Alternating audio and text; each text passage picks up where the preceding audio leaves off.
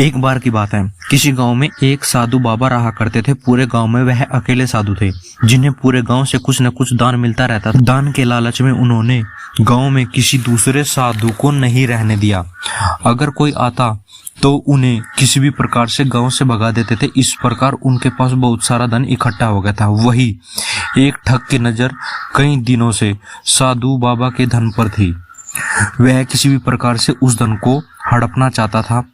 उसने योजना बनाई कि एक विद्यार्थी का रूप बनाकर साधु के पास पहुंच गया। उसने साधु से अपना शिष्य बनाने का आग्रह किया।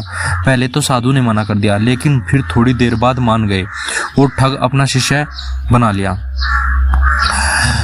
ठग साधु के साथ ही मंदिर में रहने लगे और साधु की सेवा के साथ साथ मंदिर की देखभाल भी करने लगा। ठग की सेवा ने साधु को खुश कर दिया, लेकिन फिर भी वह ठग पर पूरी तरह विश्वास नहीं कर पाया था। एक दिन साधु को किसी दूसरे गांव से निमंत्रण आया। वह शिष्य के साथ जाने के लिए तैयार होगा। साधु ने अपने धन को भी अपनी पोटली में बांध लिया। रास्ते में उन्हें एक नदी मिली। साधु ने सोचा, क्यों न गाँव में प्रवेश करने से पहले नदी में स्नान किया जाए।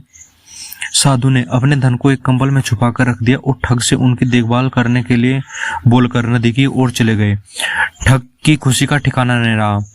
उसे जिस मौके की तलाश थी वह मिल गई। जैसे ही साधु ने नदी में डुबकी लगाई, ठग सारा धन लेकर भाग खड़ा हुआ। जैसे ही साधु वापस आया, उसे न तो शिष्य मिला और न ही अपना सामान। साधु ने यह सब देखकर अपना सिर पकड़ लिया। कहानी से सीख, हमें इस कहानी से सीख मिलती है कि कभी भी लालच नहीं करना चाहिए, न ही किसी की चिकनी चुपड़ी बातों पर विश्वास करना चाहिए।